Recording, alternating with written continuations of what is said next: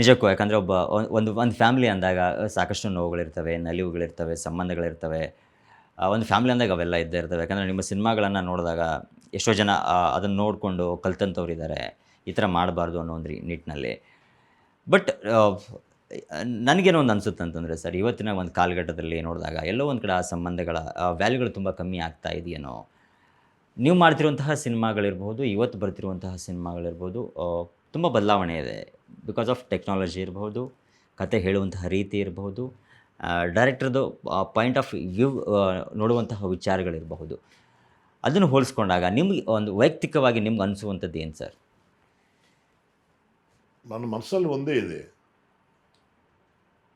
Upgrade ಆಗಬೇಕು ಅನ್ನೋದು ಎಲ್ಲ ಮಹಾನ್ ಕಲಾವಿದರ ಬಾಯಿನಲ್ಲಿ ಬರೋವಂಥ ಮಾತು. ಯಾರ ಹತ್ರ ನಾವು ಮೀಟ್ ಮಾಡಕ್ಕೆ ಹೋಗುವಾಗ ಅಪ್ಗ್ರೇಡ್ ಆಗ್ಬೇಕ್ರಿ ಅಂತ ತುಂಬ ಎಮೋಷ್ನಲ್ ಆಗಿ ಹೇಳ್ತಾರೆ. ಅಪ್ಗ್ರೇಡ್ ಅಂದರೆ ತಾಯಿ ಅಂತ ಕರೆಯದೆ ಯಾವ ರೀತಿ ಕರಿಬೇಕು ಅನ್ನೋದು ಅವರೇ ಹೇಳ್ಬೇಕು. I am asking them. ಅಣ್ಣನ ಅಣ್ಣ ಅಂದೆ, ಬ್ರದರ್ನ ಕಟ್ ಮಾಡಿ ಬ್ರೋ ಅನ್ನುವಂಥದ್ದು, ಸಿಸ್ಟರ್ನ son. Correct. This is not the samskara. ಇದು ಅಪ್ಗ್ರೇಡ್ ಅಲ್ಲ, ಅಪಮಾನ.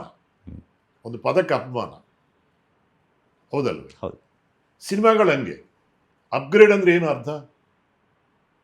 ಸಿನಿಮಾ ಸಹಜಕ್ಕೆ ಅಸಹಜಕ್ಕೆ ಮಧ್ಯರುವಂಥ ಸಿನಿಮಾ.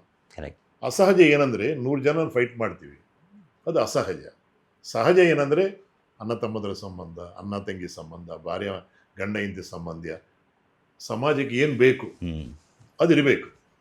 ಸ್ವಲ್ಪ ಸಿನಿಮಾ ಆಗಿರೋದ್ರೆ ಸ್ವಲ್ಪ ಎಕ್ಸಾಗ್ರೇಟ್ ಮಾಡ್ತೀವಿ ನಾವು. ಅದು ಬಿಟ್ಟು ಅಪ್ಗ್ರೇಡ್ ಅಂದರೆ ಟೆಕ್ನಾಲಜಿಗ ಡಿಜಿಟಲ್ ಕ್ಯಾಮೆರಾ ಬಂತು ಅಷ್ಟೇ ಅಲ್ವಾ? ಹೌದು. ಫಿಲಿಮ್ ಇರೋದು. ಬಟ್ ಆ ಕಾಲದ ಸಿನಿಮಾಗಳು, ಆ ಕಾಲಘಟ್ಟದಿರುವಂಥ ಹಾಡುಗಳು ಇವಾಗ ಒಬ್ಬರು ಮಾಡೋಕ್ಕಾಗತ್ತಾ? ಇಲ್ಲ. ಚಾಲೆಂಜ್. ಇಲ್ಲ. ಹಿಂದಿ ಆಗಲಿ, ತೆಲುಗು ಆಗಲಿ, ತಮಿಳು ಆಗಲಿ, ಮಲಯಾಳಂ ಆಗಲಿ, ಕನ್ನಡ ಆಗಲಿ, I will challenge. Rajan Nagendra ಅವರು, ರಂಗಾರಾವ್ ಅವರು, JK ವೆಂಕಟೇಶ್ ಅವರು, ವಿಜಯ ಭಾಸ್ಕರ್ ಅವರು, ಉದಯ್ ಶಂಕರ್ ಅವರು, ಉಪೇಂದ್ರ ಕುಮಾರ್ ಅವರು, ಹಂಸಲೇಖ ಅವರು, ಇವರೊಂದು ಚರಿತ್ರ ವೇದಗಳ ಥರ ಅವ್ರ ಹಾಡುಗಳೆಲ್ಲ. ಆ ರೀತಿ ಇವತ್ತು ಯಾರಾದರೂ ಮಾಡೋಕ್ಕಾಗತ್ತಾ? ಹೃದಯಕ್ಕೆ ಹೋಗತ್ತಾ? ಅಪ್ಗ್ರೇಡ್ ಅಂದರೆ ನಮ್ಮ ಸಂಸ್ಕಾರನ ಹಾಳು ಮಾಡೋದಲ್ಲ, ನಮ್ಮ ಭಾಷೆನೂ ಬಿಟ್ಟು ಮಾಡೋದಲ್ಲ. ಆ ಕಾಲದ ಹಾಡುಗಳು ಸುಂದರವಾಗಿರುತ್ತೆ, ಎಲ್ಲರ ಹೃದಯಕ್ಕೆ ಸೇರುತ್ತೆ. ಅದು ಕೇಳಿಕೊಂಡು ನಾವು ಹೆಂಗೆ ಬದಲಾವಣೆ ಆಗಬೇಕು ಜೀವನದಲ್ಲಿ. ಒಂದು ಬಂಗಾರದ ಮನುಷ್ಯ ಎಷ್ಟು ಜನನ ಬದಲಾವಣೆ ಮಾಡಿತ್ತು. ನಿಜ ಸರ್.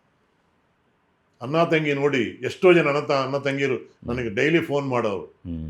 ಥಿಯೇಟರ್ ಹತ್ರ ರಿಪ್ರೆಸೆಂಟೇಟಿವ್ ಹತ್ರ ನಂಬರ್ ತೊಗೊಂಡು, ನಮ್ಮ ತಂಗಿ ನಾವು ಬೇರೆ ಆಗಿದ್ದೀವಿ, ನನಗೆ ಬುದ್ಧಿ ಬಂತನ್ನ ಅಂತ ಅಣ್ಣ ತಂಗಿ ಇಬ್ಬರು ಹೇಳಿ ನಮಸ್ಕಾರ ಮಾಡೋ, ಅಲ್ಲಿಂದ ನಮಸ್ಕಾರ ಮಾಡೋರು. ಮುದ್ದಿನ ಮಾವು ನೋಡಿದರೆ ಮಾವ ಅಲಿಯ ಸಂಬಂಧ ಹೆಂಗಿರುತ್ತೆ, ಹೆಂಗಿರಬೇಕು, ಹೆಂಗಿದ್ರೆ ಮನುಷ್ಯರಾಗ್ತೀವಿ ನಾವು.